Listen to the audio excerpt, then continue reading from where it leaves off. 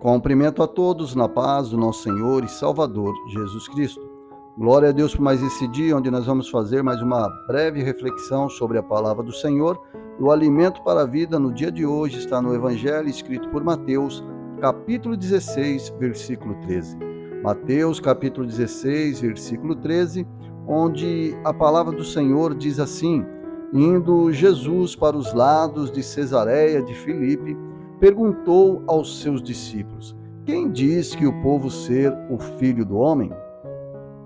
Hoje é muito normal observarmos algumas pessoas criarem em suas mentes uma visão totalmente distorcida da pessoa de Deus. Criam uma imagem equivocada. Vêem em Deus uma figura de um avô bonzinho que entrega nas mãos do neto tudo o que ele pede. Ou então aparelham a pessoa de Deus a um Papai Noel que está sempre disponível para presentear aqueles que foram generosos e obedientes no decorrer do ano. Esta imagem desfigurada de Deus parece até muito engraçada, mas é algo totalmente desastroso. Porque quando a imagem de Deus ela é deturpada, isto causa um atropelo no conceito real de quem é verdadeiramente Deus. Este erro de imaginar que Deus é apenas um alguém que presenteia ou que está à disposição para atender em qualquer momento e de qualquer jeito, inverte algumas coisas no relacionamento entre o homem e Deus.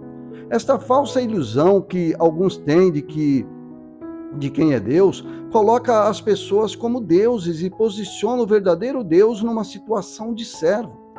Este juízo equivocado contraria inteiramente o Deus revelado nas Escrituras Sagradas e, consequentemente, manifesta uma adoração a um Deus falso que foi criado no coração das pessoas e que, quando são refutadas, tentam de forma descabida isolar versículos ou até mesmo interpretar e adaptar texto da Bíblia que associam a ideia que se tem da imagem distorcida de Deus.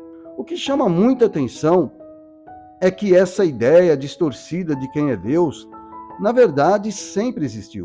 Veja que o versículo que lemos no início, Jesus está perguntando para os seus discípulos sobre o que o povo está dizendo de quem é ele.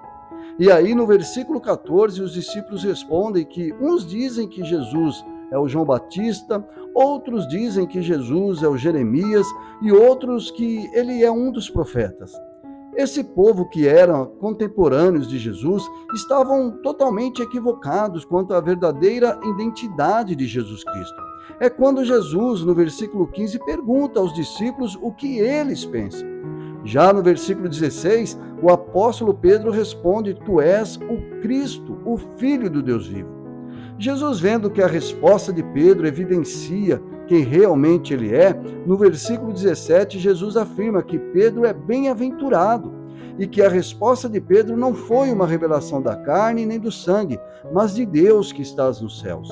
A resposta de Pedro mostra não só para os discípulos que estavam naquele momento com Jesus, mas para toda a humanidade de quem verdadeiramente é Jesus.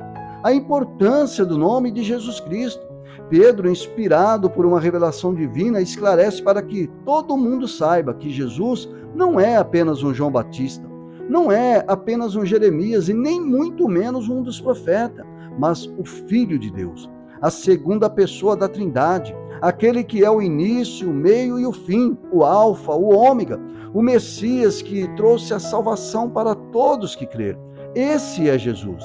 Jesus comprovadamente e inquestionavelmente é o ser mais importante que já existiu, que existe e que sempre existirá. É o divisor de águas de toda a história da humanidade. Agora, quem é Jesus para você? Qual o grau de relação que você tem com Jesus?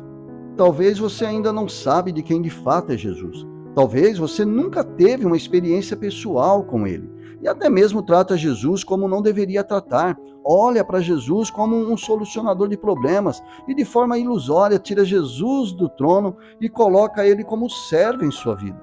E a ideia dessa reflexão é exatamente mudar o seu conceito errôneo em relação à deusidade de Cristo.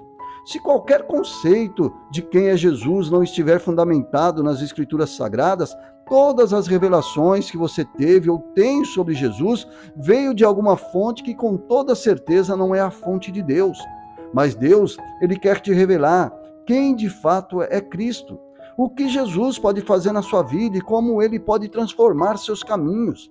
Jesus não pode ser comparado com nada que possa existir na terra e nem tratado como se trata qualquer que seja o ser humano, ou até mesmo deuses sem autoridade, sem nenhum tipo de poder.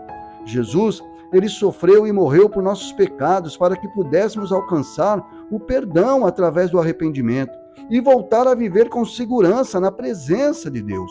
Ele venceu o inimigo para nos dar a vitória. Qual o conceito que você tem desse Deus maravilhoso que nos resgatou do domínio das trevas e nos transportou para viver no reino do seu Filho amado? Portanto, eu quero te convidar nesse dia a mudar a sua vida de rumo, mudar para o caminho daquele que veio ao mundo para nos salvar de nossos pecados, pecados que estavam nos conduzindo para a morte eterna, e pela sua morte na cruz recebemos a graça de viver a eternidade com Deus. Todos os caminhos e todos os conceitos que não têm suporte bíblico conduz o homem para a morte eterna, mas ele não. Jesus nos conduz para a vida eterna.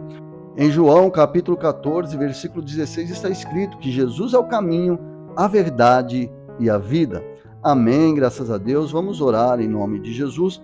Pai querido e Pai amado, em nome de Jesus Cristo, peço que o Senhor continue derramando da sua graça sobre a nossa vida, dando força e sabedoria para obedecer às suas ordenanças. E peço também que o Senhor visite agora, através do teu Espírito Santo, esta pessoa que está afastada dos seus caminhos e que a convença de que não existe outro meio de vida, não existe outro caminho que conduz ao céu que não seja através do teu Filho amado Jesus Cristo.